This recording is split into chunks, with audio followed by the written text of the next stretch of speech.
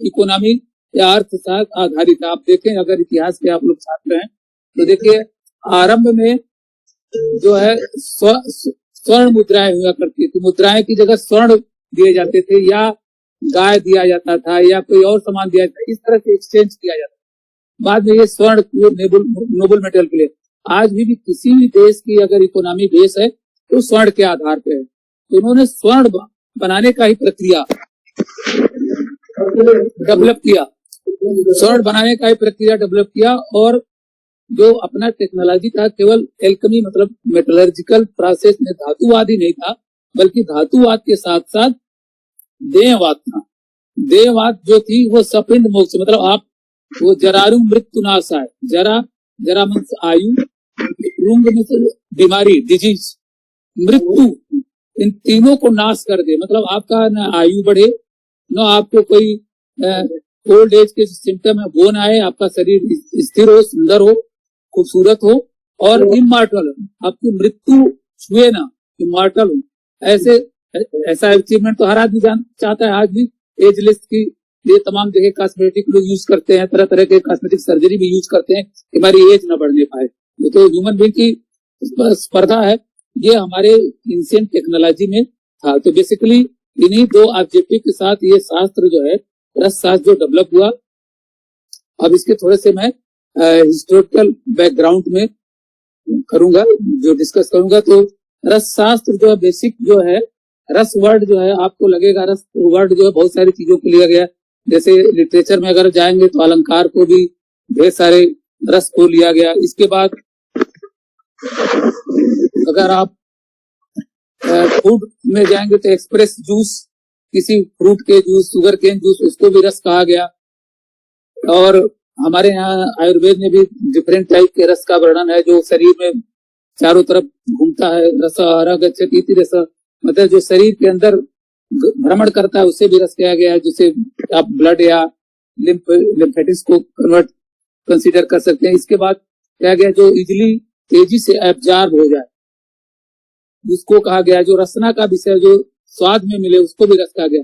लेकिन जिस रस शास्त्र की हम बात करेंगे उसको मरकरी को कहा गया।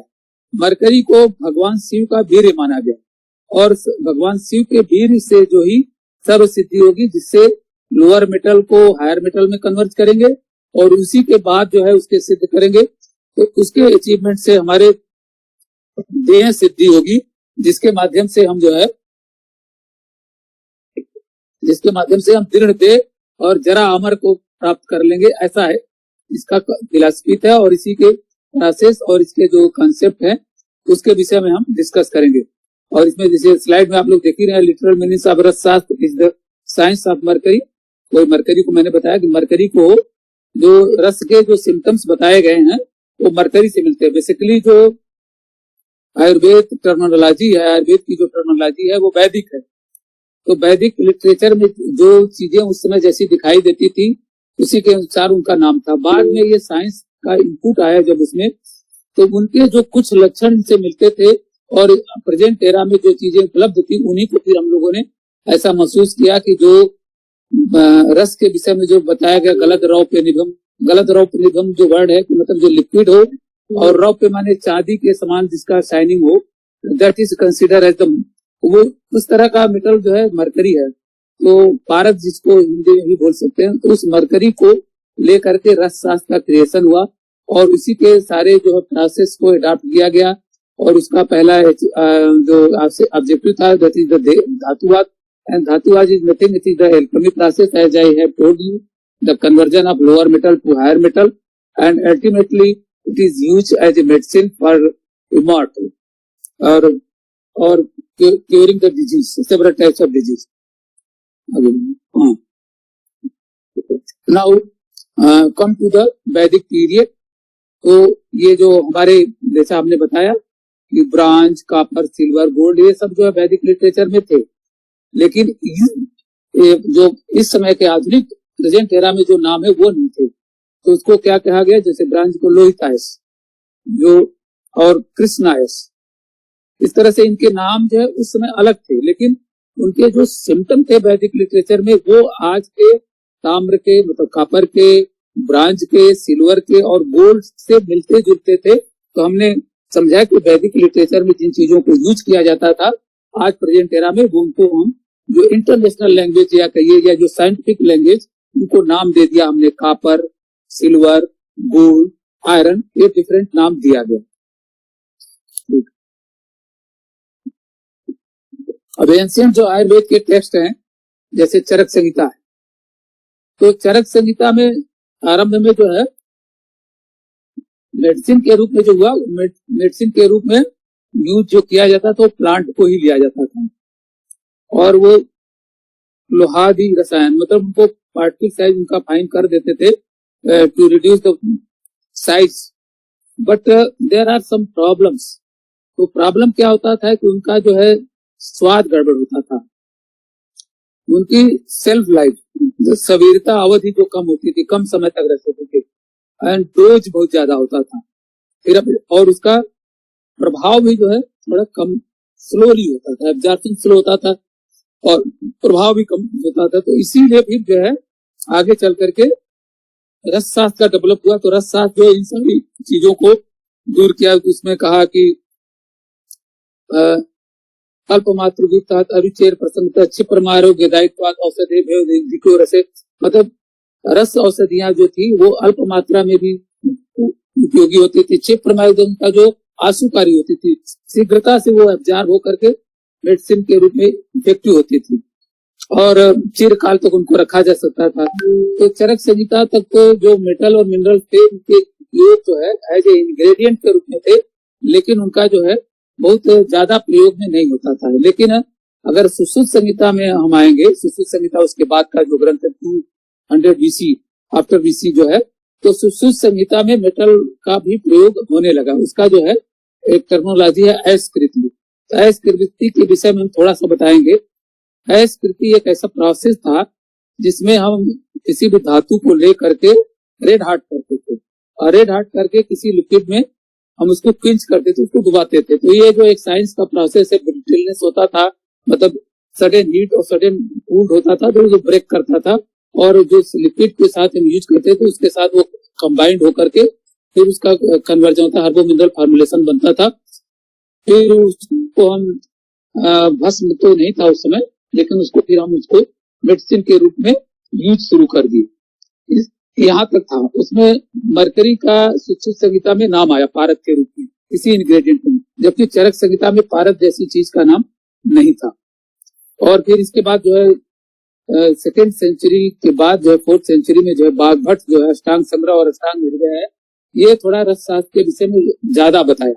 उसमें इन्होंने जो है ये सब मरकरी का और कापर का और मेटल्स का भी जो है, और इवन भस्म बनाने का भी इन्होंने मूसा, और इसके बाद जो है उसका पुट जो है पुट के विषय में थोड़ा सा आपको इन्फॉर्म करना चाहेंगे। Put is nothing, it is the heat unit है, हीट की यूनिट, कितनी यूनिट्स की हीट दे करके कौन सी मेडिसिन बनाते हैं, उसका जो टर्मिनोलॉजी है Ayurvedic terminology, that is the put. अब इसके जो सोर्सेज होते हैं वो सूर्य का भी हम हीट ले सकते हैं, सूर्य के ताप से को भी पुट सूर्य पुट बोलते हैं, चंद्रमा के भी ताप को भी महसूस करके कुछ मेडिसिन हम बनाते हैं, उसको चंद्रपुट बोलते हैं।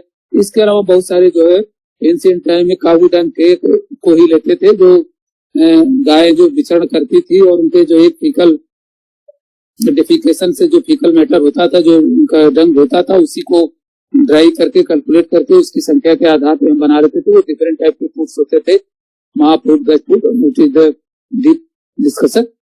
तो संहिता पीरियड में फार्मुलेशन जो था ना, Samhita period the formulation of mineral and metallic preparation was restricted to preparation of the fine metallic powders obtained by quenching red hot thin metal sheets medicated liquid, जैसा हमने को बताया। अच्छा, जो मेडिकेटेड लिक्विड होती थी ये हम उस हिसाब से सेलेक्ट करते थे कि किस तरह की डिजीज को हमको ठीक करना है।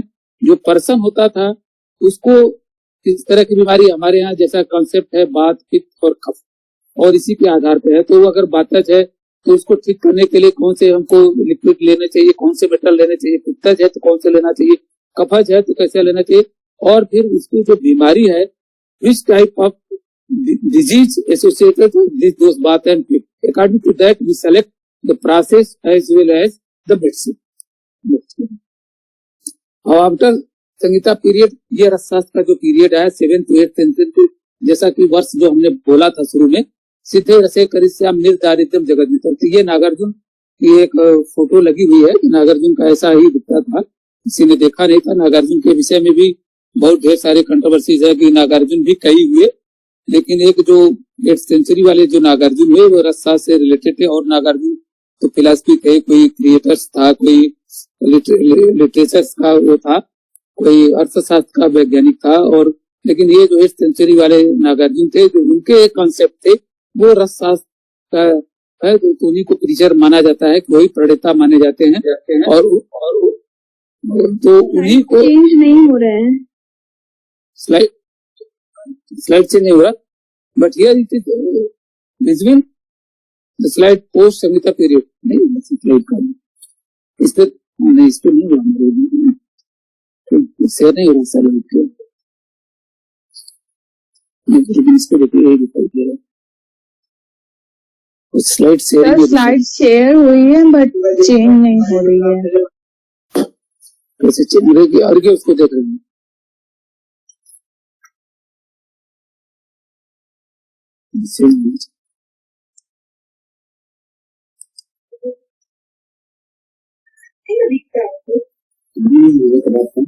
Sir, I think you need to select the another slide.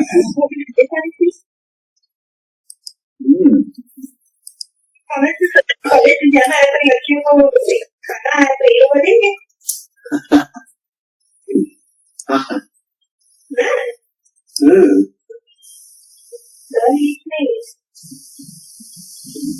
दवा देंगे क्या दवा समझ नहीं आ रहा। स्लाइड शेयर करिए, शेयर करिए। इसमें दिखेगा ना, लेकिन इसमें नहीं आना ना, देखिए जो यहाँ दिखेगा ना मोबाइल पर वो यहाँ उनको दिखेगा।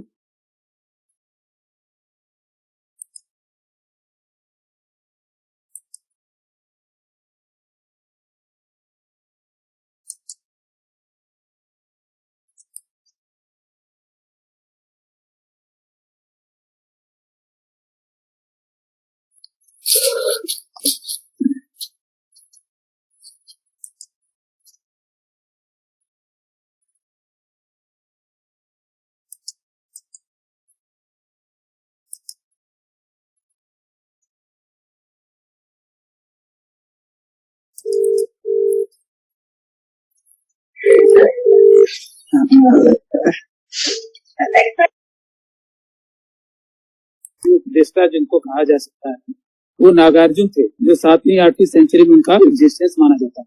नागार्जुन ढेर सारे हैं, कोई फिलोसफर है, कोई जो है लिटरेचर का है, कोई है, लेकिन जो 7वीं 8वीं के जो नागार्जुन थे जिनका फोटो हम लोगों ने लगा रखा है, इसको हम एज्यूम करते हैं कि ये रसशास्त्र के टीचर थे।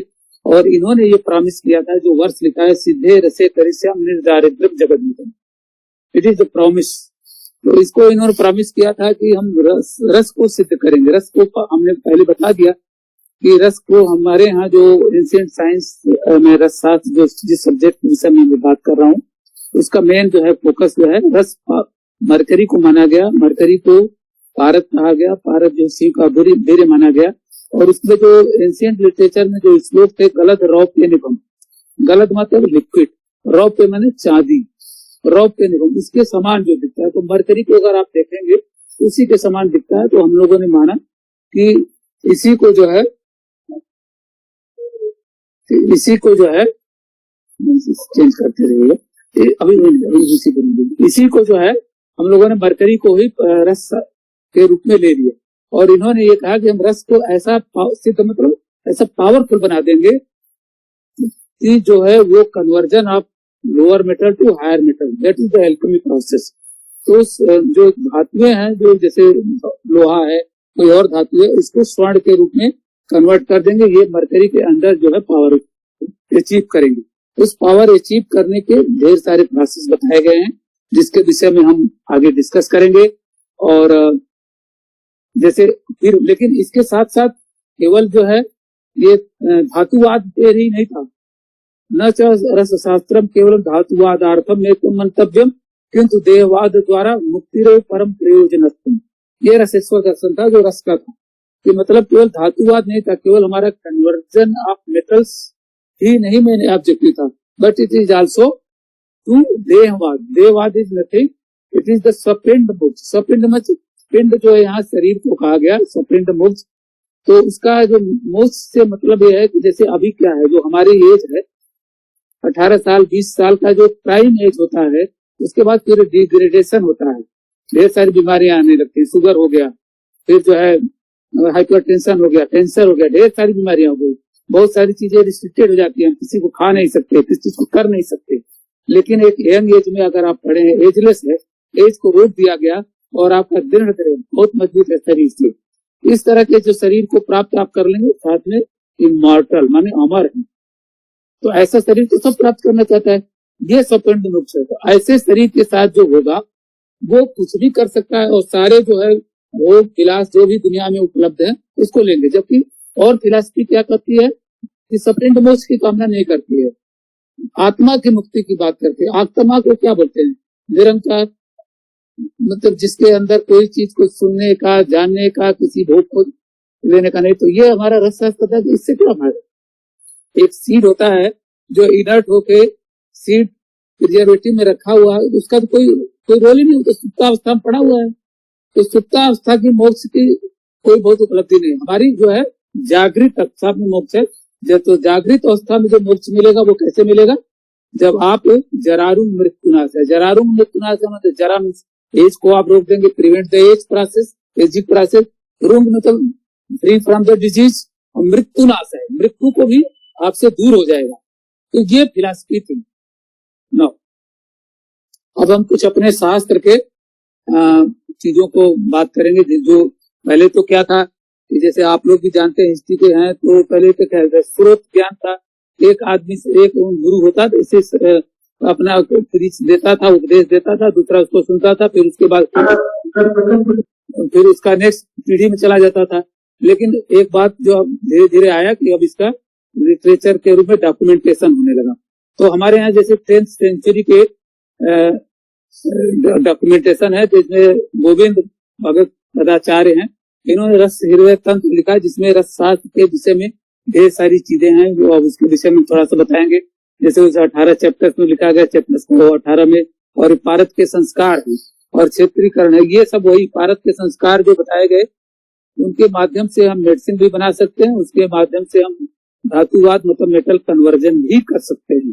क्योंकि पहले ही हमने बताया कि सीधे रसे करित श्याम निर्धारित, रस को ही ऐसा सिद्ध करेंगे, रस को ही, भारत को ही ऐसा पावरफुल बना देंगे, इससे दोनों चीजों को हम अचीव कर सकते हैं।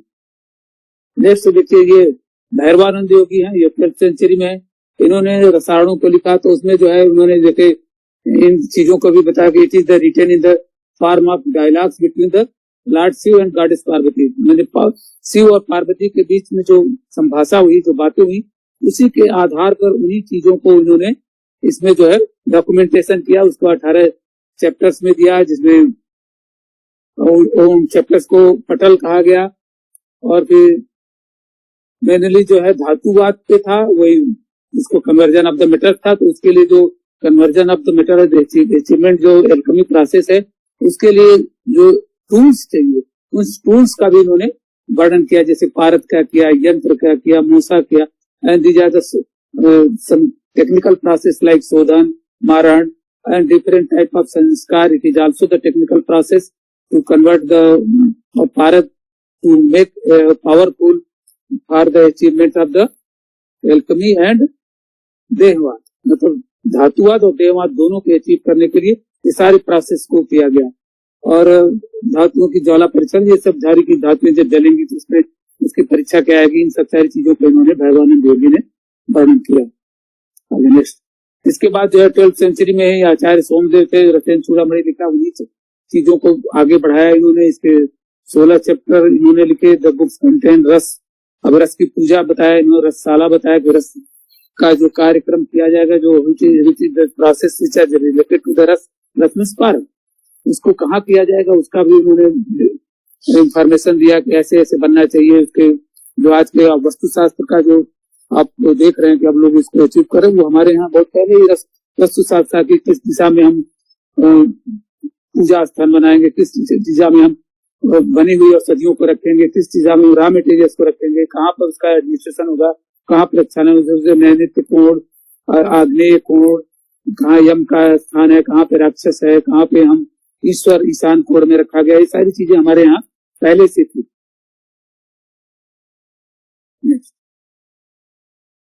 यशोधर भट्ट, ये थोड़ा सा 12th सेंचुरी के बाद इसमें जो और इसको डिटेल में किया, थोड़ा साइंटिफिक मैनर में दिया इन्होंने। भारत के संस्कार रस बंध को भी बताया गया, बंध के द्वारा भी जो है ये सारी चीजों को अचीव करने का था। बंध के में एक खास बात यह थी, खेचरी मुद्रा का भी हमारे यहाँ वर्णन किया है। खेचरी मुद्रा, ये मुद्रा इसको इस तरह से माना जा सकता है कि इस तरह के भारत को ऐसी शक्ति दे दी जाती है कि उसको यदि कोई धारण कर ले तो आकाश में फ्लाइंग करने लगा, उड़ने लगा, ये खेचरी मुद्रा थी। तो वो खेचरी मुद्रा जो जैसे हमने शुरू की स्लाइड में बताया ना, जो नागार्जुन थे उनको खेचरी मुद्रा मालूम थी, लेकिन उनको धातुवाद नहीं मालूम था। तो कोई एक ऐसा हमारे शास्त्र में वर्णन है, एक स्टोरी है, and that is historical story, not it is exaggeration और hypothetical, it is the document.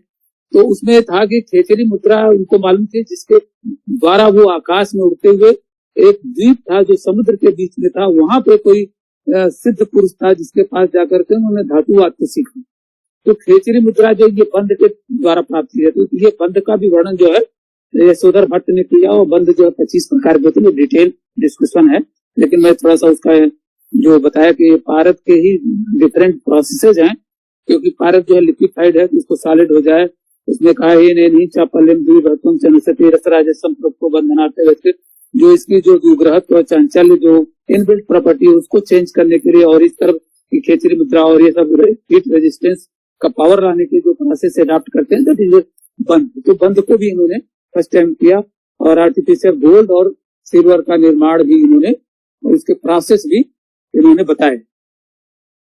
और फिर ये 30th सेंचुरी में रसरत्न, आज के जो हमारे स्टूडेंट है और जो अध्यापक हैं जनरली इसी को फॉलो करते हैं, क्योंकि जो उन चीजों में थी उसमें सब चीजें कुछ तो डिवाइन में तो जो डिवाइन इसको मान लिया गया है, जो दिव्य औषधियां जो उपलब्ध नहीं है, या we are not capable to identify. तो जो हमारा ये दोनों प्रोसेस है उसको अचीव नहीं कर पा रहे हैं। तो जो चीजें उसमें जैसे वैदिक लिटरेचर में उनका नाम था, उनके जो अपीयरेंस बताए गए वो मॉडर्न एरा में वो उपलब्ध ही नहीं उस नाम से या उस तरह के लक्षण वाले चीज। तो हम उनको डिवाइन कह दे रहे हैं, और जिसकी डिवाइन है उनको हम कर नहीं पा रहे हैं, तो हम कह रहे हैं कि इसको जो है इस प्रोसेस को नहीं कर पा रहे हैं। और तो इसीलिए जो है आज हम न तो भारत के इस तरह का पावरफुल बना रहे हैं कि वो लोअर कास्ट धातु को स्वर्ण में बनवा पाए, और न तो हम जरारू मृत्युनाय इमॉर्टल पुरुष कोई बना पा रहे हैं। केवल हम क्या कर पा रहे हैं अभी जो है, केवल रोग विनाश कर रहे हैं, केवल रोग का नाश कर पा रहे हैं, इस तरह के मेडिसिन बना रहे हैं। जबकि जो है तो ये जो है 30th सेंचुरी में थी, इन सब चीजों पे ज्यादा फोकस था। इन्होंने जो है 2 पार्ट में था, 11 चैप्टर था जो भारत और इसके डिटेल्स बताए गए, और फिर इसके बाद इन्होंने इसके जो भारत के कर्म रस कर्म उसको बताया गया। उनके सहयोग के लिए जो चीजें और चीजें उपलब्ध जरूरत पड़ी उनको महारस, उपरस, साधारण रस, धातु वर्ग, रत्न वर्ग, इन सब में डिफाइन कर दिया। इनका उपयोग भारत कर्म, वही दोनों कर्म, achievement of the metallurgy means conversion of the metals as well as धातुवाद मतलब रसायन औषधियों के निर्माण के प्रोसेस को फैसिलिटेट करने के लिए इन चीजों का उपयोग किया। उसी के अकॉर्डिंगली इनको महारस में रखा गया, उपरस में रखा गया, साधारण रस में रखा गया, धातु में रखा गया, उपधातु में रखा गया।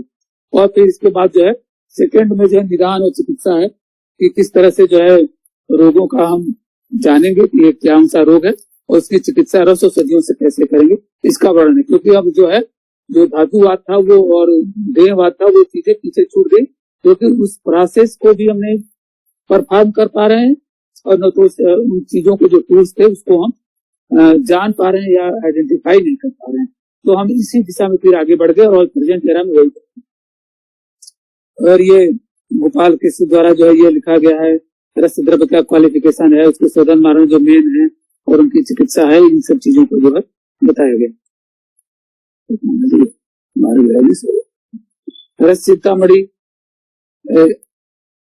चूड़ामणि ने जो है रसकामधेनु लिखा, उन्हीं चीजों को लेकर के जो चीजें प्रेजेंट एरा में कर पा रहे थे उसको इन्होंने इसमें एक्सप्लेन किया और बाकी चीजों को इन्होंने छोड़ दिया। जैसे बताया कि भारत के 4 पार्ट्स बताए गए इन्होंने, और उपकरण, सेकेंड धातु संग्रह भारत, थर्ड इसके जो भारत के जो 4 उपादान थे उसके विषय में इन्होंने बताए गए। गोविंद सेन, ये इसमें 106 चैप्टर है और जो है चक्रदत्त और ये सब सारी चीजों को लेकर के इन्होंने लिखा है। और इन्होंने जो है शोधन और मारण जो आज भी प्रेजेंट एरा में उपयोग है, इसी के माध्यम से हम जो है मेटल और मिनरल को मेडिसिनल फॉर्म में कन्वर्ट कर पा रहे हैं। ये अब इस 19वीं सेंचुरी की बुक आ गई है, रस जल निधि, बुद्धदेव मुखर्जी ने जो लिखा, इसमें जो है संस्कृत के श्लोक हैं, इसको इन्होंने इंग्लिश भाषा में किया क्योंकि और लोगों को भी जानना चाहिए, इंग्लिश इंटरनेशनल लैंग्वेज थी तो उसको इंग्लिश में भी इन्होंने कन्वर्ट किया। और प्रफुल्ल चंद्र रे जैसा कि हिंदू केमिस्ट्री उन्होंने लिखा है, तो हिंदू केमिस्ट्री में भी वही मेटलर्जी को ही इन्होंने, जो एंशिएंट मेटलर्जी जिन चीजों की हम बातें कर रहे हैं उन्हीं चीजों को डिफाइन किया। जैसे जो कुतुब मीनार के पास जो एक लौह स्तंभ है तो वो कैसा है, देखिए आज के जमाने में भी उसको नहीं बनाने की किसी की क्षमता की, किस तरह के मेटल को दिया, किस प्रोसेस को दिया गया कि रस्टलेस है, हजारों साल से है पड़ा हुआ है। तो ऐसी क्या थी हमारी केमिस्ट्री, जो रसशास्त्र भी बेसिकली हिंदू केमिस्ट्री ही है। इसके विषय में इन्होंने लिखा। ये जो है अपने एंशिएंट टाइम के ही साइंटिस्ट थे जो अच्छे थे, जिनको आज के डेट में बहुत लोग छोड़ दिए, लेकिन ये 20वीं सेंचुरी के है। सदानंद शर्मा जी ने रसतरंगी लिखा। इन्होंने एकदम जो है जो एंशिएंट टेक्नोलॉजी थी, टर्मिनोलॉजी थी, उनको मॉडर्न में केमिस्ट्री के फॉर्म में दे दी। उनको जैसे रसमंडप और ये सब चीजें बताया, जो ये पारद है, ये जो मर्करी नाम दिया, जो स्वर्ण है, गोल्ड है, ये सब सारे नाम जो इन्होंने दिया। और इन्होंने बल्कि केमिस्ट्री के कुछ रिलेशंस भी बताए। और इन्होंने जो है जो ऑक्सीजन है उसको विष्णुपात कहा। इस तरह के जो उधर के टर्मिनोलॉजी थे उसको वैदिक टर्मिनोलॉजी में भी किया। और जो प्रैक्टिकल चीजें जो पॉसिबल थे उसका एक्सप्लेनेशन था वो सदानंद शर्मा जी ने रसतरंगी में किया। और आज के प्रेजेंट एरा में भी वो बहुत कुछ प्रासंगिक है। अब while the development has obtained to enable to form the mercury minerals metals different some ancient technology। अब कुछ टेक्नोलॉजी के विषय में हम शॉर्ट में आप लोगों को बता देंगे। जैसे शोधन है, क्या है शोधन, संस्कार है, मारण है, अमृतीकरण है और लुप्तीकरण है। अब ये शोधन का हमारा जो आयुर्वेदिक डेफिनेशन वही है जो इस श्लोक में लिखा है। उद्दिष्ट और औषधि साधक पेशराधिकम मल विचित्त है तो शोधनम तदि होच्यते। मतलब ये जो है कि जो अपने शास्त्र में which one mention in your text that process and that medicine you can adopt and use to remove the impurities that is that can provide the adverse effect, उसके अंदर जो चीजें हैं और उसको इस तरह से फैसिलिटेट कर देंगे कि आगे वो भस्मीकरण प्रोसेस जो भस्म बन के जो नैनो पार्टिकल के साइज में आ जाएगा, जो आपके शरीर को इंटरनल एडमिनिस्ट्रेशन के रूप में किया जाएगा और फिर एब्जॉर्ब होकर के मेडिसिन के रूप में इफेक्ट करेगा, एब्जॉर्ब होकर के फिर एक्सक्रीट होकर के शरीर से प्रोसेस। वो पहला प्रोसेस जो था वो शोधन का प्रोसेस था। शोधन के प्रोसेस को ये समझना कि प्यूरिफिकेशन, कुछ लोग इसको इंग्लिश ट्रांसलेट कर देते हैं लेकिन ऐसा नहीं है। शोधन में ऐसा भी करते हैं कि कुछ चीजें हम मिलाते भी हैं, कुछ जो इसकी मेडिसिनल वैल्यू को बढ़ा देता है और जो टॉक्सिक एजेंट्स है उनको या तो मिनिमाइज करता है या वो उसको रेक्टिफाइड करके एलिमिनेट कर देता है। अब इसके जो डिफरेंट स्टेप्स हैं, जैसे प्रक्षालन उन्होंने दिया कि मतलब जो वॉशिंग प्रोसेस है, फिर मर्दन सैचुरेट करके उसको फाइन पार्टिकल्स और जैसे ये जूस बताए गए हैं, तो ये अकॉर्डिंग टू हम जैसे बताए कि उसी के अकॉर्डिंग सेलेक्ट करते हैं कि किस तरह के ड्रग हमको बनाना है, किसके लिए बनाना है, कौन सी डिजीज को ठीक करना है, उसी के अकॉर्डिंग हम सेलेक्ट करते हैं। अब स्वेदन एक प्रोसेस, देखिए ये एंशिएंट टूल्स बना हुआ है, जो यंत्र जिसको हम कह रहे हैं कि एक पुराने जमाने में घड़ा ले लेते थे, उसी के अंदर कुछ लिक्विड रख करके एक पोटली बना करके डुबो देते थे, फिर उसको बॉयल करते थे तो उसकी एक्सटर्नल इम्प्योरिटी जो उसके साथ अटैच होती थी वो लूज हो जाती थी और कभी कभी कुछ चीजें उसमें से रिलीज होकर के इस लिक्विड में आ जाती थी। कुछ लिक्विड की जो मेडिसिनल वैल्यू थी वो उस ड्रग में भी आ जाता था और उसकी मेडिसिनल प्रॉपर्टी को बढ़ा देता था। नेक्स्ट ये गालन है, वो फिल्टर करने का प्रोसेस है। वर्जन जिसमें रोस्टिंग करते हैं कुछ ड्रग को, रोस्टिंग करके तो निर्वाप एक है, धात्वा देही तब तक से जला दो यानी सेचना सा निर्वाप एक साथ। इसमें क्या करते हैं, हीटिंग एंड क्वेंचिंग है, मतलब किसी मेटल या मिनरल्स को जो हीट करके फिर उसको किसी drug liquid, selected drug liquid में क्विंच करते हैं, उसके भी टाइम्स निर्धारित है कितने बार करेंगे। It is according to the need which type of medicine we are going to prepare and the medicine for whom and which type of persons। ये ढालन है, ये लिक्विड फॉर्म में जो किसी ड्रग में डाल देंगे तो उसको ढालन करेंगे। फिर भावना है, भावना ये हमारा टेक्निकल टर्मिनोलॉजी है, भावना बहुत सारी वर्ड में यूज करता है, इमोशंस को भी भावना आप कह सकते हैं, लेकिन यहाँ जो है शॉर्ट फॉर्म में कहें तो ड्राइंग थ्रू ट्राइचरेशन, उसमें कुछ लिक्विड ले करके ड्रग को लेकर के वो सेलेक्टेड लिक्विड होंगे जो मेडिसिनल वैल्यू होगा, उसके साथ उसको सैचुरेट करके मर्दन करके सुखा लेते हैं, तो उसमें क्या होता है वो फाइन पार्टिकल में कन्वर्ट हो जाता है, उसके साथ एक प्रोटीन हो जाती है, एक प्लांट मेडिसिन मेटल के साथ प्लांट को हर्बो मिनरल फॉर्मुलेशन की प्रोसेसिंग शुरू हो जाती है इनसे। फिर ये संस्कार आ गए, संस्कार के विषय में बताया गया ना, संस्कारों ही गुणांतरधान मुच्यते, ये संस्कारों मंथन, ये बताया गया कि it the pharmaceutical process that bring about the quality of adaptation, then improvement, the enhancement, modification, lowering bad effects, उसके जो बैड इफेक्ट्स उसको दूर कर देगा और उसके प्रॉपर्टी को इनहांस कर देगा। और इन रिसर्च भारत के 18 संस्कार बताए गए हैं, लेकिन हम लोग जो प्रैक्टिकली आज के जरा जो बीएमएस के स्टूडेंट है और हम लोग प्रैक्टिकली जो करते हैं वो 8 संस्कार करते हैं। वो 8 संस्कार जो है केवल देहवाद के लिए उपयोग होता है, मेडिसिन के रूप में, जो देहवाद भी उसको नहीं कर सकते हैं, उसको ये कह सकते हैं कि मेडिसिन के रूप में बनाने के मेडिसिन कन्वर्जन करते हैं, जो मेडिसिन के रूप में जो आपको अस्पताल में और जगह वितरण होता है। लेकिन जब 18 संस्कार करेंगे तब हम धातुवाद को पहले अचीव करेंगे और धातुवाद के बाद उस तरह के प्रोडक्ट को देहवाद के लिए भी प्रयोग कर सकते हैं। संशोधन के विषय में हमने बताया ही है। अब ये संस्कार बताए गए, सदनम तदन मूर्धन मोचनम उत्थापनम, ये 18 संस्कार के नाम बताए गए और उनका नाम भी मैं बोली दे रहा हूँ। स्वेदन है, मर्दन है, मूर्छन है, उत्थापन, पातन, रोधन, नियमन, दीपन, गालन, चालन, गर्भद्युति, वायुद्युति, जारण, रंजन कर्म, संक्रमण, संस्कार, वेद विधि और फिर शरीर योग। वेद विधि से ही धातुवाद का अचीवमेंट होगा, फिर उसी को फिर शरीर के साथ जब योग करेंगे तो जो है देहवाद को प्राप्त कर लेंगे। अभी थोड़ा थोड़ा है संस्कार के विषय में बताएंगे। स्वेदन कोई लिक्विड में जो है इसको जलायंत्र द्वारा इसको करते हैं और इसमें देखिए लिखा है कि ड्यूरेशन जो 3 डेज फॉर देह सिद्धि। अगर हमको देह सिद्धि करना है तो 3 दिन करेंगे, धातु सिद्धि करेंगे मतलब मेटल कन्वर्जन द्वारा करेंगे तो 21 दिन करेंगे इसी प्रोसेस को। और इस तरह के ड्रग जो है इसमें लिखा है ना, आसुरी जो है राई को बोलते हैं और ये त्रिकटु है, ये सब ड्रग हैं, इनको साथ इनका कल को लेकर के बना करके इसी के अंदर पारद को रख करके और स्वेदन संस्कार करते हैं।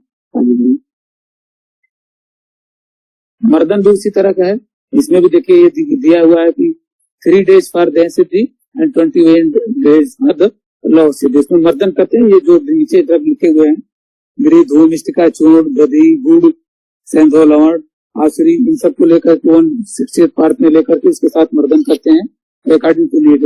हम if you are going to the for the देह सिद्धि then it is for 3 days, मतलब मेडिसिन बनाना तो देह सिद्धि, और 7 डेज अगर लौ सिद्धि को अचीव करना चाहते हैं। नेक्स्ट मूर्छन भी इसी की तरह का प्रोसेस है, उसमें भी त्रिफला है, घृत कुमारी है और उसमें भी देह सिद्धि और सेवन सिद्धि का नष्ट पिष्ट कारण होता है या उसी में विलीन हो जाता है पारद। नेक्स्ट ये सब एंशिएंट टेक्नोलॉजी के विषय में हम बात कर रहे हैं, स्लाइटली आपको सुपरफिशियल इंफॉर्मेशन दे रहे हैं। अभी स्वेदन है, प्रक्षालन है, मूर्छन है, आवाप, पातन, ये सब भी प्रोसेस है, एक टेक्निकल टेक्नोलॉजी है। जो स्वेदन आपको बताई दिया, मर्दन बताई दिया, आवाप जो है उसी मेटल को लिक्विफाइड स्टेट में डाल करके उसमें मिला देते हैं कोई चीज तो आवाप हो जाएगा। आताप, ये पातन, इसके जो है डिफरेंट स्टेप्स हैं, जो 3 संस्कार किए तो इसके बाद ये 5 संस्कार कर करके फिर उसको पूर्वावस्था में लाते हैं। उत्थापन में इनके साथ या तो स्वेदन कर देते हैं या उसके साथ जो है ये आवाप करते हैं, जो विशेष। पातन जो है एक तरह से सेपरेशन है।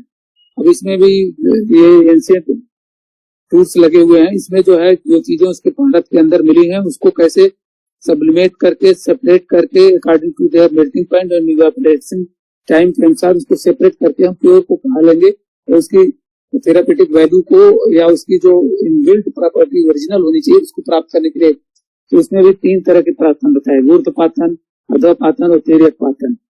तो ऊर्ध्वपातन में हम क्या करते हैं कि उसको ऊपर जो ले जाते हैं, नीचे से ड्रग को रखेंगे और उसके साथ ये टेम्परेचर देंगे, इसके अनुसार जो है वो इवेपोरेट होगा, फिर कंडेंस हो जाएगा।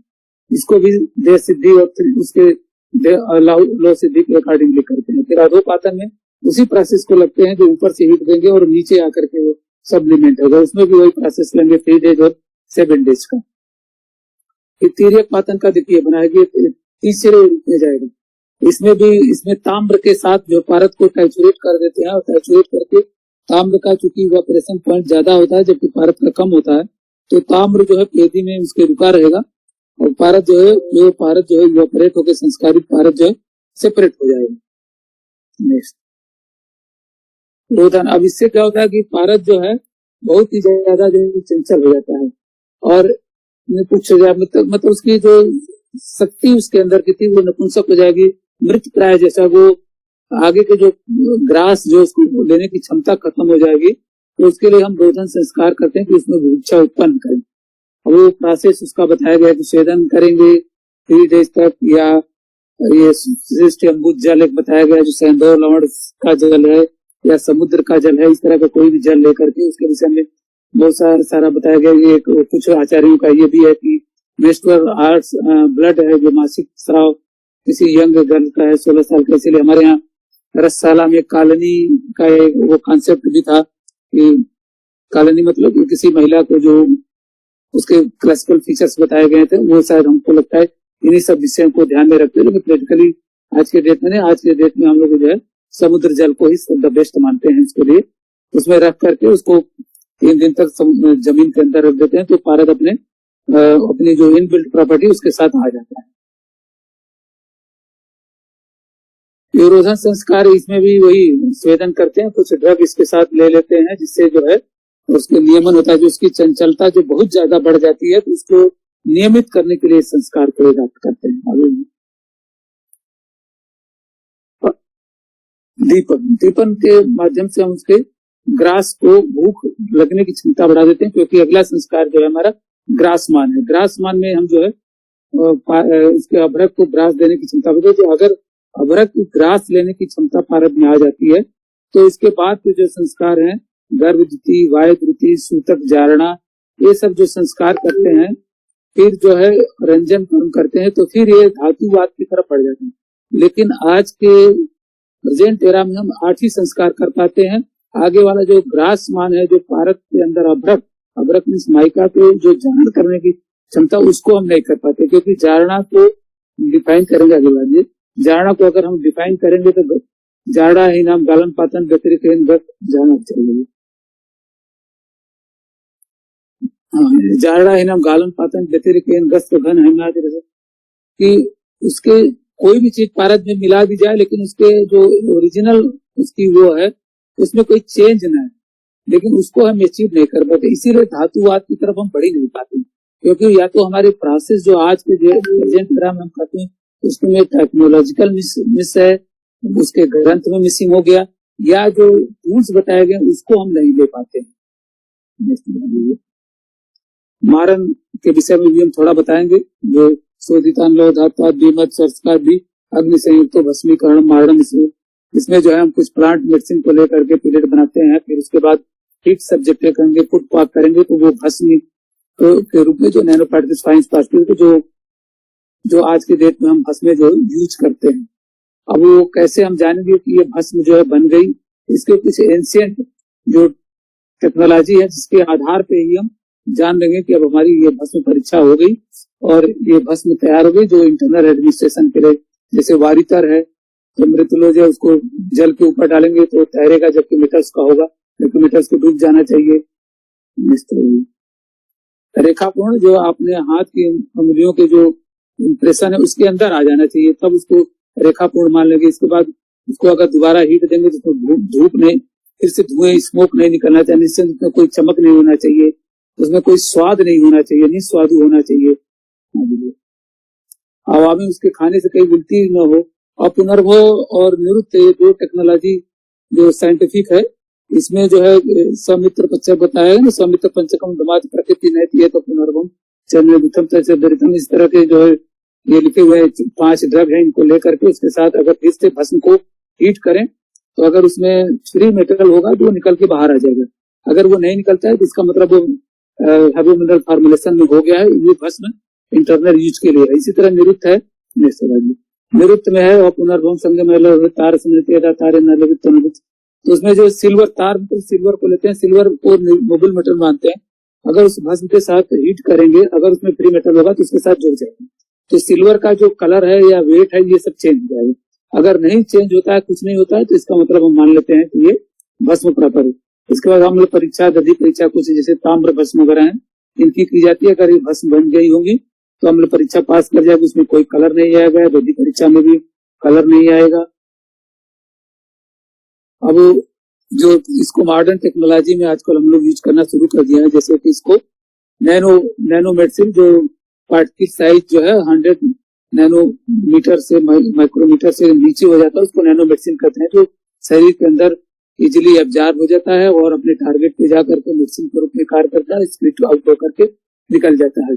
और इसमें जो है हमारा जो होता है भस्म, वो एक साइज का नहीं था बल्कि हेट्रोजेनस होता है, माइक्रो नैनो सब तरह के पार्टिकल्स होते हैं, अकॉर्डिंग टू द नीड किस तरह से कहाँ जाकर के वो जो है बायोलॉजिकली जो है पार्टिकल्स जो है टारगेट जो है एक्शन को करते हैं। नेक्स्ट अभी जो हमने बताया कि अल्प मात्र क्षिप्र मार्ग औषधि भी तो ये जो है जो इस तरह की जो मेडिसिन बनती है उनकी ये प्रॉपर्टी होती है, थोड़ी मात्रा भी ये औषधि के रूप में कार्य करेगा। क्षिप्र मतलब तेजी से अब्जॉर्ब होगा, जल्दी से इसका इफेक्ट है। क्षिप्र मार्ग औषधि और चिरकाल तक इसको रखे, इसकी जो है सेल्फ लाइफ कुछ चीजों को बताया कि जितना पुराना होगा, जैसे भस्म है कि जितना पुराना होगा अनंत काल तक वो ज्यादा इफेक्टिव हो जाएंगे। तो ये सब चीजें इसको की प्रॉपर्टी रही है। ये बताया है कि रसायन प्रॉपर्टी होगी और अल्प मात्रा होगा, क्षिप्र होगा, शीघ्र अभी होगा और चिरकाल तक रखा जा सकता है। अग्निदीपन ये सब चीजों को बढ़ा देगा। अब ये कुछ जो पेपर्स पब्लिश हैं, जैसे स्वर्ण भस्म के विषय में therapeutic gold metal nano size particles form with the crystalline size, ये 28 से 28 नैनोमीटर है। इस गोल्ड को भी हम लोग भस्म के रूप में प्रयोग करके उसमें भी हम बहुत सारे जो डिजीज को क्योर कर सकते हैं। ये कुछ देखिए, मेरा भी पेपर है, इसमें एक लेड जो बहुत टॉक्सिक मटेरियल माना जाता है, लेड, उसको भी हमने यूज किया कि देखिए नैनो क्रिस्टलाइन हो गया, ये भी जो मेडिसिन के रूप में जाकर के। नेक्स्ट ऊपर वाला भी ये सब माने जिंक है, जिंक का भी भस्म बनाया गया जिसकी पार्टिकल साइज इस रेंज तक आ गई और ये भी मेडिसिन के रूप में प्रयोग हुआ। अब डिस्कशन में हम आएंगे कि as a result of different and processing technique like shodhana which involve roasting, addition of herbal juice, continuation of stirring, mardhan, involves the bhavana and put. These are the things which are already I have discussed to you, and that is the main objective of the reduce the size of the medicine and significantly which facilitate absorption, assimilation to drug into the body system. Thus, which contains the metal, minerals, animal products, manufacturing process plays specific role in the raw material mixture to the final product, leads to the important chemical markers भस्म using as प्रतिक्रमित। तो जैसे हमने बताया कि सारी process जो बताया उसी के माध्यम से हम लोग बना लेते हैं और उसका फिर एब्जॉर्प्शन करते हैं। The particle size of the भस्म could be specified as the creation of the final products containing all the traditional parameters। भस्म परीक्षा ये सब इसके द्वारा हम इसको जान लेते हैं। और फिजिकोकेमिकल्स, तो हमारे जो भस्म बनते हैं वो हर्बो मिनरल मतलब मेटल्स भी रहते हैं और मिनरल्स भी रहते हैं और साथ में प्लांट, जबकि कुछ मॉडर्न साइंटिस्ट कहते हैं कि जब 1000 डिग्री सेंटीग्रेड का टेम्परेचर देंगे तो उसमें जो प्लांट जो डालते हैं वो कैसे रहता है, लेकिन जो हर्बो मिनरल कॉम्प्लेक्स बन जाता है वो तब भी एग्जिस्ट रहता है। और इसमें जो है लास्टली हम इसको कहेंगे, जो एक श्लोक हमने यथा लोहे तथा देह कर्तव्य सूत्र सदा समानम कुरते देह, पूर्व लोहित परिच्छेद। जैसे हमने बताया कि शुरू में ही हमारा जो साइंस था वो पहले धातुवाद को किया, तो अगर धातु कन्वर्जन की उसमें क्षमता है तभी वो जो है देहवाद को अचीव कर सकता है, तो जरा मरण ये सबको कर सकता है। और ये जो हमारी भस्म बन जाती है जब, तो वो नॉन टॉक्सिक होती है और सेफ्टी इंश्योर करती है, और वो जो है बैच की इंफॉर्मेटिव भी आती है। Next, overall the process of शोधन and marriage has remained as did since ancient time. उसी तरह से है। Small variation have induce number of food द्रव्य ये अकॉर्डिंग टू नीड हमने थोड़ा बहुत चेंज आया, जबकि बहुत ज्यादा इसमें कोई चेंज नहीं है। और जो हमारे वैदिक पीरियड्स के बाद से जो इसका डेवलपमेंट हुआ तभी से था, जो शास्त्र में वर्णन है वही रहा, इसमें कोई चेंज नहीं है। Next, herbo mineral formulation of the Ayurvedic conceptive bhasma as a ingredients as a superior as to even today. Manufacturing method of bhasm are in the nanotechnology of the contemporary era at the prevalent advancement of research.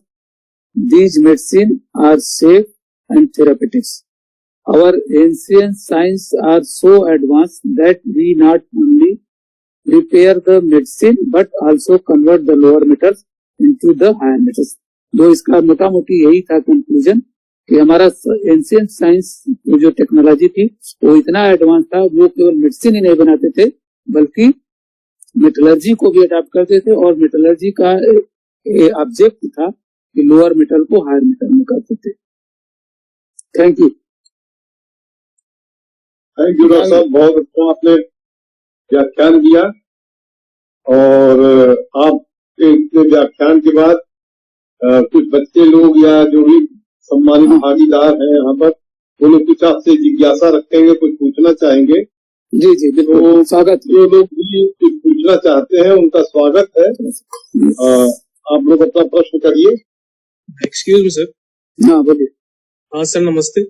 नमस्ते नमस्ते। हाँ sir, मेरा नाम वैभव है, जो मैं sir social science faculty का student हूँ, समझते सर। आपने जो भी पढ़ाया आयुर्वेद के बारे में या जो भी आपने बताया मैटर्स के बारे में, और उससे मैं काफी अच्छे से इंटरलेट कर पाया हूँ।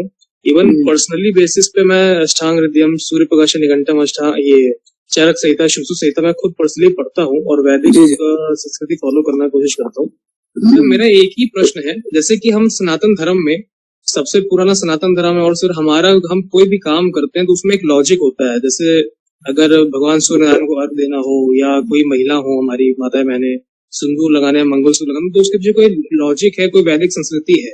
जी जी बिल्कुल। फिर आज ऐसा क्या हो गया, जैसे योगा या मेडिटेशन, आज सर ऐसा क्या है कि विदेश में इन सब की चर्चाएं बहुत हैं, या लोग सनातन धर्म को कबूल कर रहे हैं या उसकी संस्कृति अपना रहे हैं। आज के नौ युवा, जैसे मेरे जैसे लोग, मतलब हमारे जैसे कई मेरे फ्रेंड्स हैं, वो आज माइथोलॉजी बोलते हैं हमारे संस्कृति को, या आज अंग्रेजी दवाइयों के, ये एलोपैथी के पीछे भाग रहे हैं। जबकि हम ये जानते हैं कि आयुर्वेदिक जो है या होम्योपैथिक है, वो जड़ से रूट कॉज पर टैप वो करता है, और मॉडर्न मेडिसिन मतलब वो सिर्फ आपकी बीमारी को दबाता है। तो सर आखिर ऐसा क्या है कि हम आज इंडियन लोग माइथोलॉजी बोलते हैं और बाहर के लोग आज मतलब हमारे संस्कृति को अपना रहे हैं? तो ये आप जानते हैं ना, एक जो रूल है परिवर्तनशील समाज है ना, परिवर्तनशील है, गोल है, गोल चक्र है कि जहां से चलेंगे लौट के वहीं आएंगे।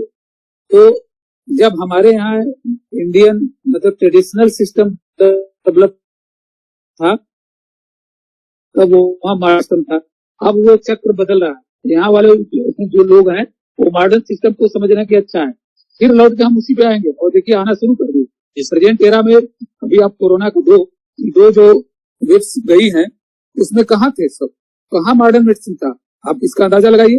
यही तो मेन ब्यूटी थी जो एंशिएंट हमारा जो साइंस था कि पूरा विश्व उसको कायल हुआ, सबने उसको फॉलो किया।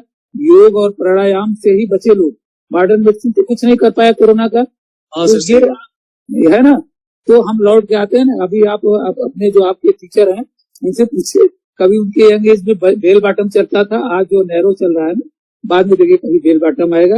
वो परिवर्तनशील समाज की सोच है, जिस चीज के जो आपके पास होगी उसको सोचता है कि उससे कुछ बदल के हम दूर वाला ले ले, उसी को सोचते हुए लोग इस तरफ भी जा रहे हैं। लेकिन देखिए हम पलट के फिर अपने विज्ञान पे ही आ रहे हैं और विश्व भी उसी विज्ञान को फॉलो कर रहा है। उसको फॉलो करे।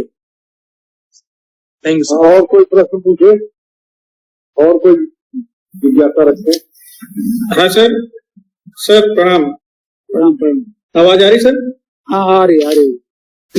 सर मैं आमोद प्रकाश चतुर्वेदी, हिंदी का सहायक प्राध्यापक, वीरपुर विश्वविद्यालय। जी जी सर मैं ये कह रहा हूँ कि आजकल हमारे जो डॉक्टर निकल रहे हैं, जो BA-MS है खासकर, तो हमें जहाँ तो BA मतलब आयुर्वेद से है वो, लेकिन जब वो बाहर आते हैं, चाहे वो सरकारी सेवा में हो या नहीं, आवाज कुछ आपके रुक रही है, क्या है? इतना उनके ऊपर अनुदान आ रहा है और बाहर निकलते हैं तो फिर वो एलोपैथ की ही दवाइयां लिखते हैं। नहीं, तो अगर इसको नियंत्रित नहीं किया जाएगा तो नहीं, उसको देखिए नियंत्रित नहीं होगा, उसको समाज ही नियंत्रित कर देगा, उसको समाज ही नियंत्रित कर देगा। देखिए हमने या आयुर्वेद या योग ने नहीं कहा था कि प्राणायाम करिए और ये करिए, ये किसने नियंत्रण किया? प्रकृति ने नियंत्रण किया। प्रकृति ने नियंत्रण किया, जो कोरोना लाया ना, तो उसको नियंत्रण हुआ ना, आयुर्वेद की तरफ सब लोग भागे ना, तो समाज नियंत्रित करेगा। वो इसलिए आयुर्वेद को नहीं फॉलो कर पा रहे हैं। ये तो कुछ ऐसे लोग हैं जिनको शास्त्र का ज्ञान नहीं है, या अपने स्टूडेंट लाइफ में उसको अच्छे से उन्होंने पढ़ा नहीं, प्रयोग नहीं किया, उनको खुद को विश्वास नहीं है, इसलिए दूसरे पे प्रयोग नहीं करते हैं। लेकिन प्रकृति और समाज उनको नियंत्रित करेगा और उसी पर वापस जाएंगे।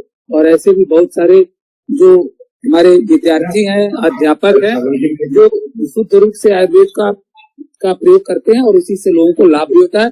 क्योंकि हमारा जो है ना कि समय थोड़ा लेता है, लेकिन ये रूट से निकालता है। मॉडर्न मेडिसिन उसके सिम्टम को दबाता है, जबकि हम उसके काज को भी निर्मूल करते हैं। तो ये इसको लोग फॉलो करते हैं। बहुत सारे लोग ऐसे होते हैं जो मॉडर्न मेडिसिन की दवाओं से थक जाते हैं, तब आयुर्वेद की शरण में आते हैं और ठीक भी होते हैं। चलिए कोई और सवाल पूछे? किसी का और सवाल है? सर हाँ नमस्कार।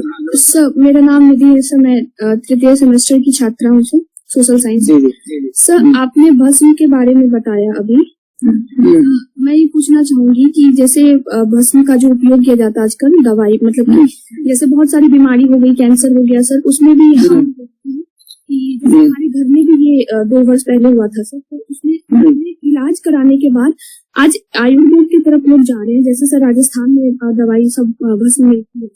तो मेरा ये सवाल था सर कि उसमें सिर्फ जो देते हैं दवा, वो सारी बीमारी जो है उसमें वो एक ही भस्म का प्रयोग करते हैं, मतलब वही भस्म में वो सब कहते हैं ये जितनी भी बीमारी है आप वही भस्म का उपयोग करो, उसी से। सर ये किस हद तक ये लाभदायक होगा सर? क्योंकि सारी बीमारी में एक भस्म का प्रयोग करके कैसे? नहीं, सारी बीमारी में एक भस्म का नहीं प्रयोग होता है।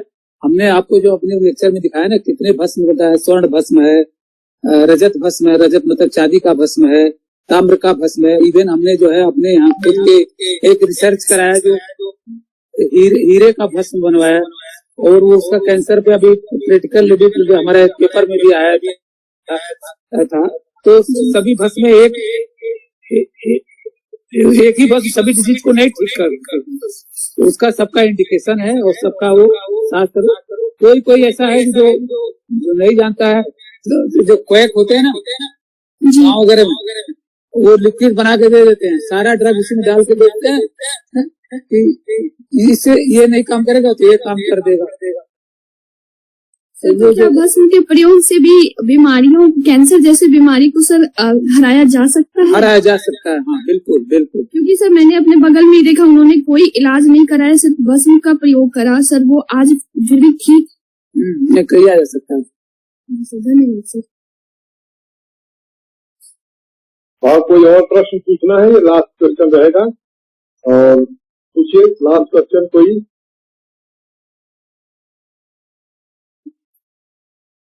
हमें लगता है कि सब प्रश्न लोग पूछ लिए हैं। जी जी। डॉक्टर साहब एक सवाल हम पूछना चाहते थे। बिल्कुल बिल्कुल। ये जो खेचरी मुद्रा है, जी जी, खेचरी मुद्रा आपने बताया, हाँ। क्या खेचरी मुद्रा का अपने आयुर्वेद में कोई स्थान है, या ये आयुर्वेद से अलग की कोई बात? नहीं, हमने बताया ना, एक टर्मिनोलॉजी हमने आपको यूज किया था, रसबंध।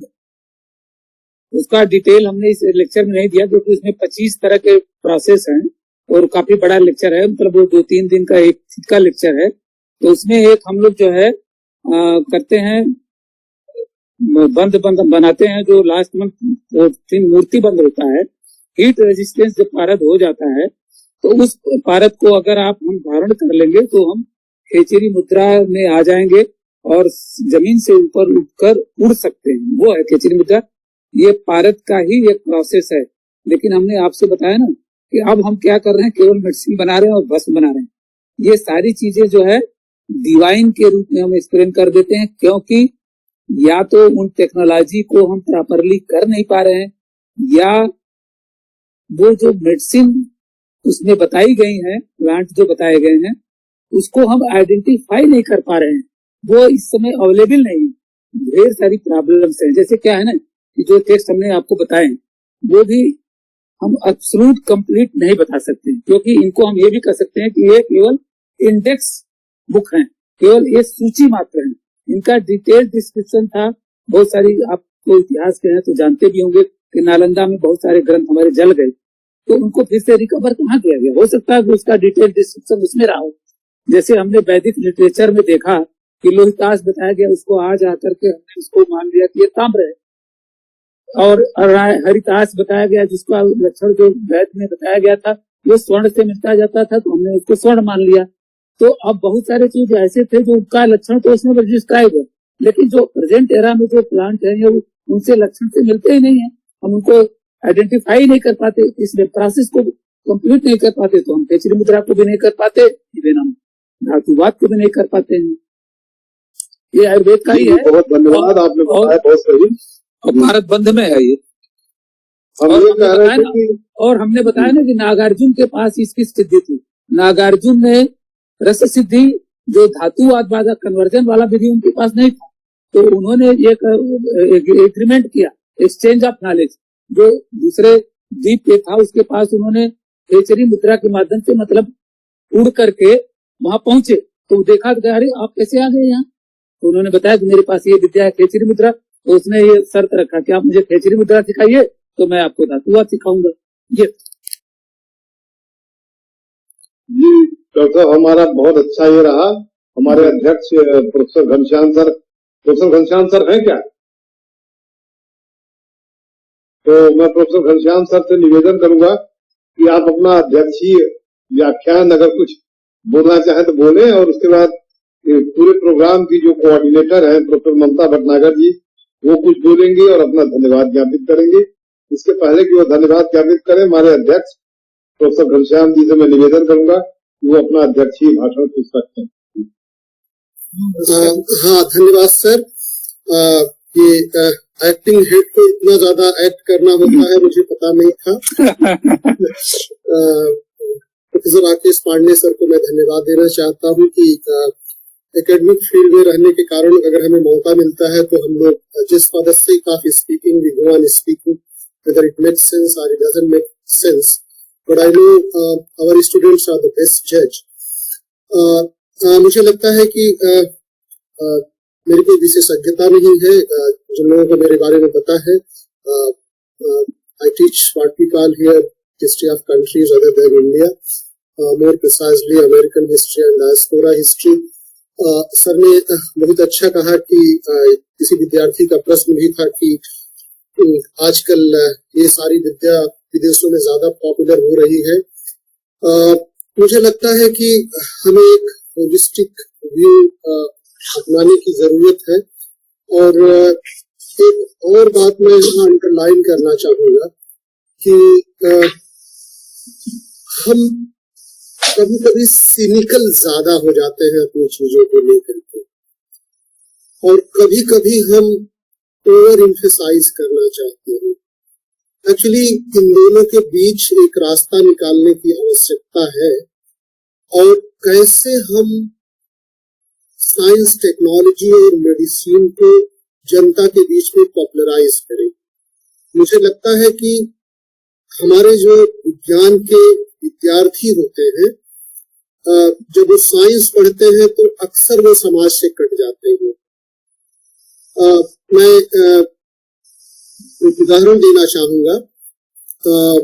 जो वैज्ञानिक सत्यपाल जी हुआ करते थे, प्रोफेसर एस पाल हुआ करते थे, उन्होंने अपने स्पीच में ये कहा कि पश्चिमी उत्तर प्रदेश में आज के 20-25 साल पहले एक टेक्नोलॉजी यूज की जाती थी। खेत में पंपिंग सेट का जो इंजन हुआ करता था, उसको एक बेस पे लगा करके पहिया लगा दिया जाता था और वो एक मिनी ट्रैक्टर का काम किया करता था। इसको लोकल भाषा में पश्चिमी उत्तर प्रदेश में जुगाड़ कहा करते हैं। जुगाड़, हाँ हाँ। तो उन्होंने कहा कि मैंने बजाज से कहा, जो स्कूटर बनाते थे, कि अरे यार क्यों नहीं इसको तुम कोई एक शेप दे दो और सस्ता कोई साधन किसानों के लिए हो जाएगा। तो उनका जवाब ये था, उनके बोलने का ये लहजा हुआ करता था, बड़े सहज ढंग से प्रोफेसर यशपाल बात किया करते थे। तो उन्होंने कहा, मुझे अगर जिम्मेदारी दी जाए तो पहले इसको मैं बैन कर दूंगा, क्योंकि इसका उपयोग इलीगल है। तो मेरे कहने का अभिप्राय ये है कि जो हमारी ट्रेडिशनल मेडिसिन है, ट्रेडिशनल टेक्नोलॉजी है, उसके प्रति सबसे पहले हमारा नजरिया बदलना चाहिए। ये रिटोरिकल नहीं होना चाहिए, रियलिस्टिक ज्यादा होना चाहिए। ये एक बात है। दूसरी बात यह है कि जैसा कि मैंने आपसे कहा कि मैंने थोड़ा सा दूसरे देशों के बारे में पढ़ा है, और हम जब कभी कभी अपने खुद के बारे में वक्तव्य देते हैं तो बड़ा सुपरलेटिव डिग्री में देते हैं। परंपरागत मेडिसिन जो है वो दुनिया के हर सभ्यता संस्कृति में पॉपुलर हुआ करती थी। पांडे सर जानते हैं कि रिफॉर्मेशन और रेनाशा हम दोनों लोगों का बड़ा फेवरेट विषय हुआ करता था, और अभी शायद है। और रेनाशा की बात जब हम कहते हैं तो उसका बहुत सामान्य भाषा में जो मतलब होता है वो यही होता है कि हम अपनी प्राचीन ज्ञान परंपरा को फिर से पुनर्जीवित करें और व्यक्ति को केंद्र में रख करके उसको पॉपुलराइज करें।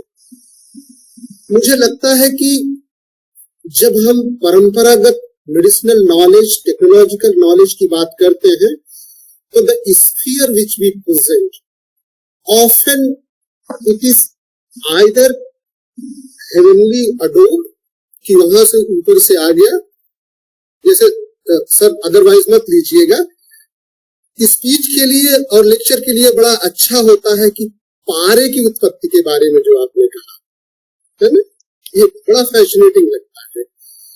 लेकिन आप विश्वविद्यालय के प्रोफेसर रहे हैं, इसका एक सामान्यीकरण करके शायद पब्लिक स्फीयर में जो ज्यादा एक्सेप्टेबल हो सके उसको भी पेश करने की आवश्यकता है। मैं उस ज्ञान और उस विजडम को क्वेश्चन करने की बात नहीं कर रहा हूँ, मैं ये कह रहा हूँ जिस हम पुरातन परंपरा, पुरातन ज्ञान और मान्यता की बात कर रहे हैं। तीसरी बात यह है कि हमें हर चीज को क्वेश्चन करने की आदत डालनी चाहिए, और मैं बहुत खुश हूं कि सर ने क्वेश्चन को वेलकम किया। जब तक हम अपने विद्यार्थियों को प्रश्न पूछने के लिए प्रेरित नहीं करेंगे, तब तक हमारा ज्ञान समृद्ध नहीं होगा। प्राचीन काल की जिन बातों को यूरोप ने रिवाइव किया, उसमें से बहुत सारा ज्ञान भारत का ज्ञान था, बहुत सारा ज्ञान जो है वो मध्य एशिया का ज्ञान था, एशिया माइनर का ज्ञान। तो जब हम प्राचीन धरोहर की बात करते हैं तो वो सिर्फ किसी एक देश तक सीमित नहीं होता है, वो पूरी मानवता का होता है। तो मैं बहुत कुछ इसके बारे में नहीं जानता। पांडे सर का आग्रह था कि मैं अध्यक्ष भाषण के नाम पे कुछ 2-4 शब्द जरूर कहूँ। बहुत अच्छा आपने कहा सर, बहुत अच्छा। यही अपेक्षा करता हूँ कि हम सारे लोग मिल करके अपने आपका एक स्वतंत्र लेक्चर कराया जाएगा कि जो डायस्पोरा में लोग गए वो ट्रेडिशनल मेडिसिन कितना लेकर के गए। एकदम कर रहे हैं। मैं एक छोटा सा उदाहरण दे दूं। मैं अमेरिका के न्यूयॉर्क शहर में अमेरिकन के द्वारा प्रायोजित एक कार्यक्रम में गया हुआ था न्यूयॉर्क शहर में। तो वहाँ एक महिला कोहड़ा बेच रही थी, तो उसने कहा कि इससे कैंसर ठीक होगा। तो मैंने कहा कि ये तो कोहड़ा है। तो how do you know it's a कोहड़ा? इसलिए कि वो महिला त्रिनिदाद से आई हुई थी, ओरिजिनली अमेरिका में आके बस गई थी, और वहाँ बहुत लाखों की संख्या में भारतीय मूल के लोग रहते हैं, तो उस कोहड़ा को आज भी वो कोहड़ा करते हैं, है ना? तो इसीलिए मैंने कहा कि हमें इसको समग्रता में देखने की आवश्यकता, भारत के अंदर भी देखने की आवश्यकता, भारत के बाहर देखने की आवश्यकता है, तब हम इसको ज्यादा पॉपुलराइज कर पाएंगे। तो इन्हीं शब्दों के साथ मैं यही कहूँगा कि सर आपने बहुत ही महत्वपूर्ण ज्ञान संप्रेषित किया, और मेरी तरफ से धन्यवाद, और बाकी जो धन्यवाद की प्रक्रिया है वो आगे प्रोफेसर ममता भटनागर जी से निवेदन कर रहा हूँ कि वो कुछ अपने धन्यवाद ज्ञापित करें और अपने विचार व्यक्त करें। Thank you Ghanshyam ji. Doctor साहब, आपने बहुत ही सारगर्भित व्याख्यान दिया, और जो एल्कीमी और ये सिद्ध विद्या की प्राचीन विधाएं हैं, इनके बारे में भी हम लोगों को बताया, जैसे कि शरीर को भौतिक अमरत्व कैसे दिया जाता था, फिजिकल इमॉर्टलिटी, उसके लिए जो पारे का प्रयोग होने लगा मेटल्स के साथ में, ये बहुत ही एक महत्वपूर्ण चीज है। और आज तो वर्तमान में तो ये नैनो पार्टिकल्स से ये दवाएं बनने लगी हैं, और आयुर्वेद पर बहुत रिसर्चेस हो रही हैं, और आपने हम लोगों को तरह तरह की भस्म की और मुद्राओं की भी जानकारी दी। और जो एक काल था जिसमें कि बड़े ग्रंथ लिखे गए, रस रत्नाकर, रस रत्न समुच्चय, और आगे चल के इन्हीं ग्रंथों का फिर फारसी में भी अनुवाद हो गया था। तो आयुर्वेद बहुत दूर तक गई थी, और हमारे यहाँ के जो वैद्य थे, फिजिशियंस थे, ये जाया करते थे अरब देशों में, वहाँ इन्होंने खलीफा जो थे उनका इलाज किया था, और वहाँ के फिजिशियंस यहाँ आते थे, और वहाँ के लोग ये कहलवाते थे कि ऐसी दवाएं हमको मिले जिससे कि हमारी उम्र लंबी हो और अमरत्व की प्राप्ति हो। तो आज जो कुछ भी आपने बताया है, उससे कैसे आदमी मनुष्य दीर्घायु हो सकता है, और मतलब एक जो सिद्धांत है कि फिजिकल इमॉर्टलिटी, जहाँ आज मैं देखती हूँ कि लोग जो हैं डिस्करेज कर देते हैं कि अब तो एज है, वहाँ मैंने देखा कि आयुर्वेद वास्तव में आयु से ही रिलेटेड है। वो बॉडी को, भौतिक शरीर को भौतिक अमरत्व प्रदान करती है, और इस बारे में आपने आज बहुत ही महत्वपूर्ण जानकारी दी है, और हमें उम्मीद है कि आगे भी हम लोग ऐसे ही लाभान्वित होते रहेंगे। बहुत बहुत आपका धन्यवाद, बहुत बहुत हम लोग आभारी हैं। धन्यवाद। बहुत बहुत धन्यवाद सर। मैं ये निवेदन कर रहा हूँ अपने अध्यक्ष से परमिशन लेकर के कि हमारा अभी ये सेशन समाप्त होता है, और 2 बजे फिर दूसरा सेशन शुरू होगा, जिसमें प्रोफेसर अजय प्रताप हमारे डिपार्टमेंट के हैं, वो aspects of science and technology in ancient India पर लेक्चर उनका होगा। तो आप सभी प्रतिभागियों का बहुत बहुत धन्यवाद। आप लोग आए, बड़ा जीवंत बनाए, और प्रोफेसर गौतम ने इतना अच्छा व्याख्यान दिया, बहुत ही सारगर्भित, उनको धन्यवाद। तो इन्हीं शब्दों के साथ मैं फिर आप लोगों से थोड़ी देर के लिए छुट्टी लेता हूँ, और 2 बजे के करीब पुनः जो है आप लोग आइए और प्रोफेसर प्रताप को सुनिए। बहुत बहुत धन्यवाद। Thank you. सर, हमको बहुत आइडिया नहीं है कब किसको क्या करना है।